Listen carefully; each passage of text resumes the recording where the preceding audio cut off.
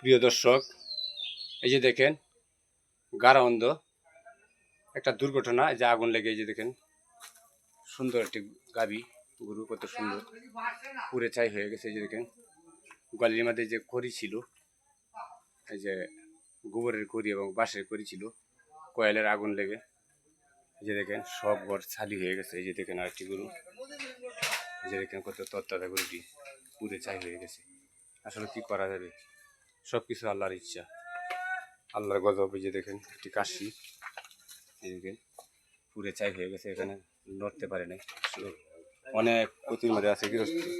আসলে দেখেন কি অবস্থা, এরকম অবস্থা আসলে দেখি নাই যে অনেক মানুষের সমাগম, ভিড়। এই যে দেখেন অনেক মানুষ আসতেছে দেখতে। আসলে এটি একটা গজব। এই যে দেখেন তারা রাত্রে আগুন লাগছে, কুছ পায় নাই, অনেকটি ক্ষতি হয়ে গেছে। প্রায় তিনটি গরুর মধ্যে দুইটি গরু পুরে ছাই, একটি কাশি পুরে ছাই, আর সামনে একটি আছে। এই যে দেখেন অনেক মানুষের সমাগম।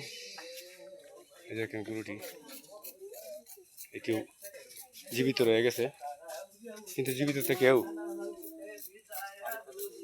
শান্তি নাই। দেখেন অনেক মানুষের, তারা এই যে বাড়িঘর, অনেক মানুষ এসেছে দেখতে। তো সকলেই দোয়া করবেন, এই বলে আমার ভিডিওটি শেষ করলাম। আসসালামু আলাইকুম।